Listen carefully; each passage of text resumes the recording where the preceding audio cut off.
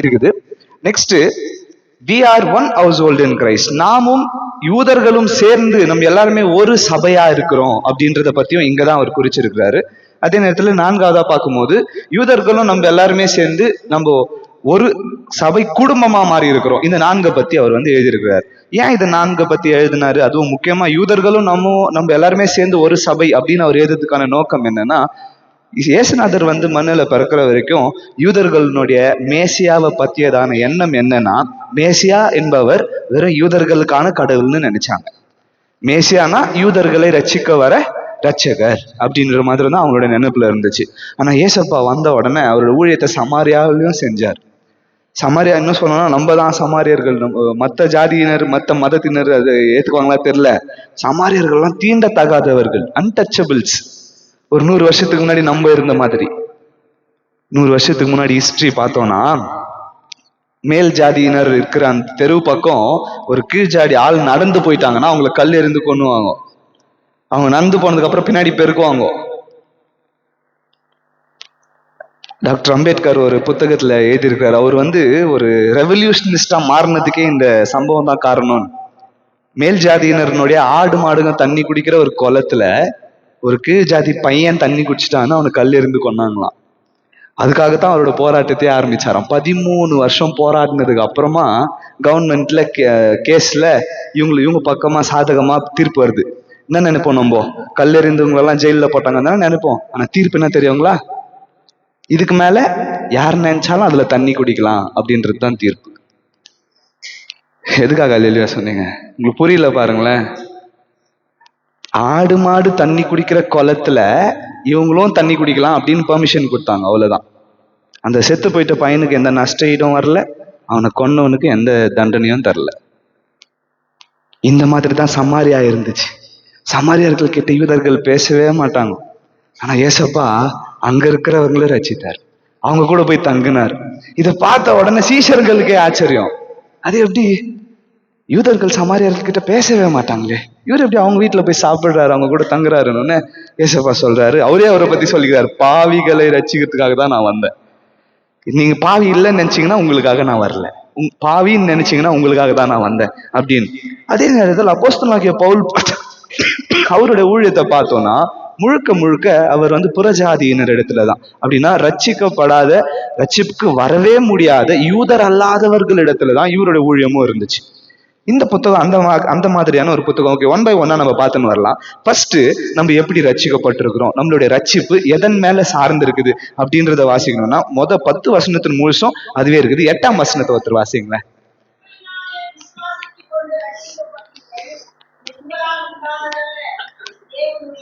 9ஆம் வசனத்தை வாசிங்க.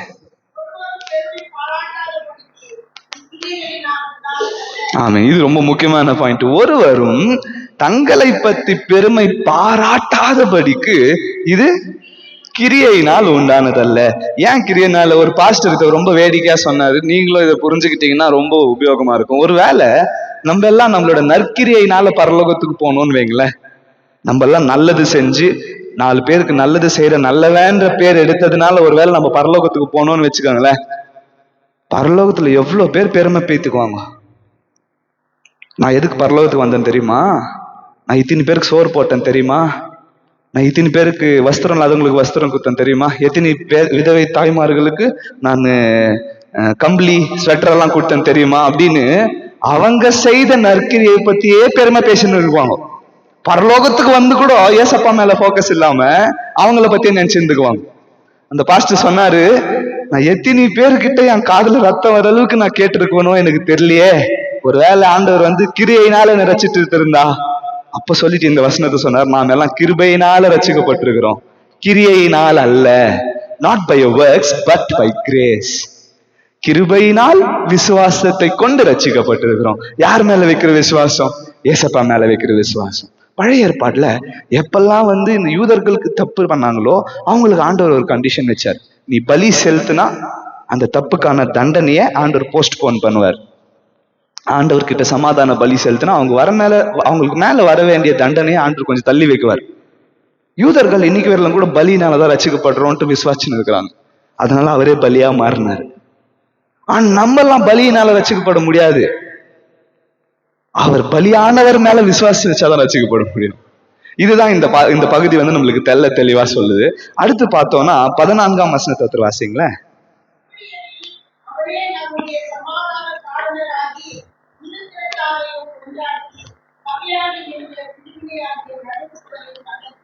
ஓகே, இப்போ எப்படி எனில் அப்படின்னு ஸ்டார்ட் ஆகுறதுனால அதுக்கு ஒரு வசனம் முன்னாடி ஏதோ ஒரு விஷயத்தை பத்தி பேசியிருப்பாரு இல்ல.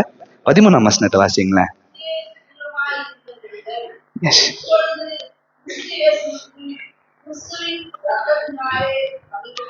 ஓகே, முன்பே தூரமா இருந்த நீங்கள் இப்போ கிறிஸ்துவேசுவினாலே கிறிஸ்துவேசுவின் ரத்தத்தை கொண்டு சமீபமானீர்கள்.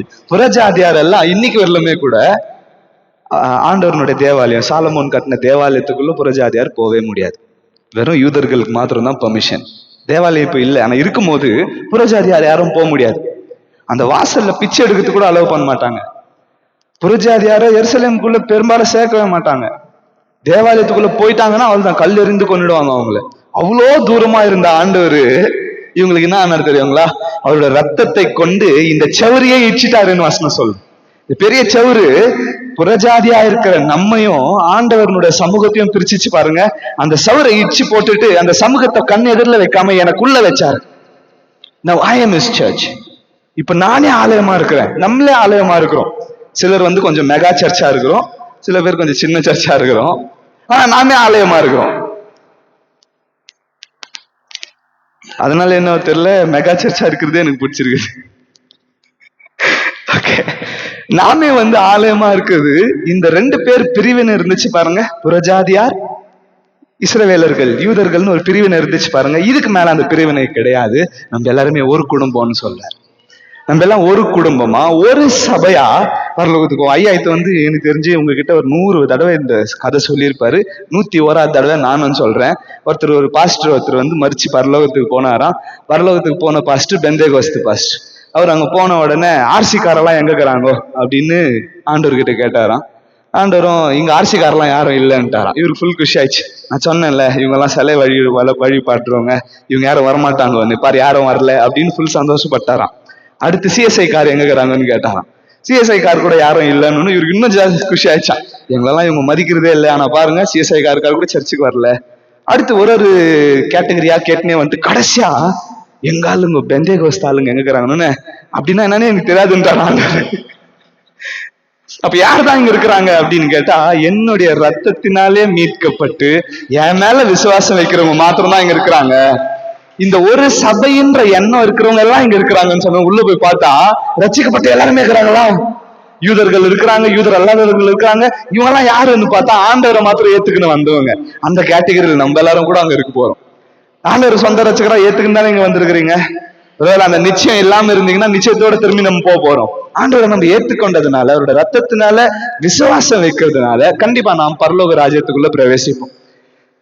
Okay, 21, 22 வாசிங்களேன்.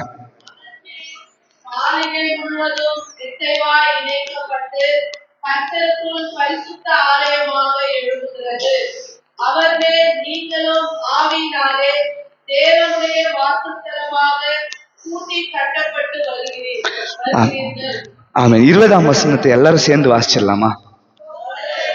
Having been built on the foundation of the apostles and prophets, Jesus Christ himself being the chief cornerstone.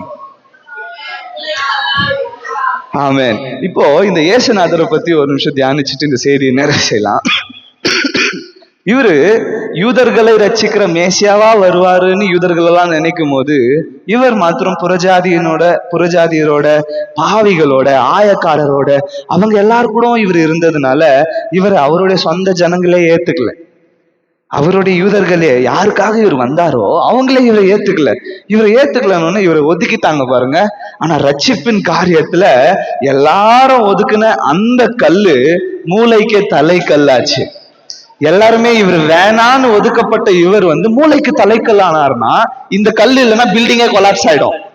இவர் ஒருத்தரோட ரத்தம் இல்லைன்னா நம்ம பரலோகத்துக்கு போற பிளானே கொலாப்ஸ் ஆயிடும். பரலோகத்துக்கு நம்மளால போவே முடியாது. சோ எல்லாருமே ஒதுக்குன இந்த ரத்தம், இந்த மூளைக்கு தலைக்கல்லா இருக்கிற இவர், ஒதுக்கப்பட்ட கல்லா இருக்கிற இவர் மூளைக்கு தலைக்கல் ஆனார். இப்ப அவர் மூளைக்கு தலைக்கல்லா ஆனதுனால நம்ம எல்லாருமே சபையா மாற்றுகிறோம். அதான் 21 22 இருக்கிற நம்மளுக்கு புரிய விரும்புகிற ஒரு காரியமா இருக்குது. நம்ம எல்லாருமே இந்த சபைக்குள்ள ஒரு அங்கத்தினரா மாறிட்டோம். இந்த சபைக்குள்ள நம்ம எல்லாருமே ஒரு அங்கமா இருக்கிறோம். எத்தனை பேர் ஒத்துக்கிறீங்க? சபை குடும்பத்துக்குள்ள இப்படி ஒருவேளை நிறைய பேருக்கு நான் தலையா தான் இருக்கணும் அப்படின்ற எண்ணம் இருந்துச்சுன்னா இது உங்களுக்கான இடம் இல்லை. ஆண்டவர் சபை சரீரத்துல நம்ம எல்லாருமே அங்கமா இருக்கிறோம் அப்படின்னு சொன்னாங்க. ஒரு 6 வருஷத்துக்கு முன்னாடி Neil Stiles and Donald Stiles அவங்க 2 பேரும் இது இந்த பசில் பார்த்துருக்கிறீங்களா? பசில் பார்த்துருக்கிறீங்க? இது பார்த்துருக்கிறீங்களா? குட்டி பசங்கள்லாம் ஒன்னா சேர்த்தா ஒரு உருவம் வரும். இதுல பார்த்துருக்கிறீங்களா? இது 200 பீஸ் இருக்கிற இந்த மாதிரியான ஒரு உருவம். பாஸ்டர்ஸ் மீட்டிங்ல ஆளுக்கு ஒன்று கொடுத்துட்டு, இது உங்க கண் எதிரில் படும் போதெல்லாம் ஒரு விஷயத்த ஞாபகம் வச்சுக்கோங்க. உங்க சபையில இது நீங்க இல்லைன்னா உங்க சபை கம்ப்ளீட் ஆகாது. நீங்க இல்லைன்னா உங்க சபை எப்படி முழுமை அடையாதோ அதே மாதிரி புதுசா ரசிக்கப்பட்ட ஒருத்தர் இல்லைனாலும் முழுமை அடையாது. யார் இல்லைனாலும் அந்த பிக்சர் முழுமை அடையாது அப்படின்னு சொன்னாங்க. இதை பார்க்கும் போதெல்லாம் சபையில உன்னுடைய நீ அங்கத்துல இருக்கிற அப்படின்றத ஞாபகம் வச்சுக்கோன்னு சொன்னாங்க. இதை பார்க்கும் போதெல்லாம் எனக்கு அது ஞாபகம் வரும். இந்த சபையில என்னுடைய பங்கை நான் தான் நிறைவு செய்ய முடியும். எனக்கு பதிலாக இன்னொருத்தரை நீ போய் அட்டண்டன்ஸ் போட்டுவான்னு அனுப்ப முடியாது இல்ல. இது என்னுடைய பங்கு. இந்த சபையில இது நான் தான். இதே மாதிரி நீங்களும் இந்த சபையில அங்கமா இருக்கிறீங்க. இந்த சபையில உங்களுக்கும் ஒரு பங்கு இருக்குது.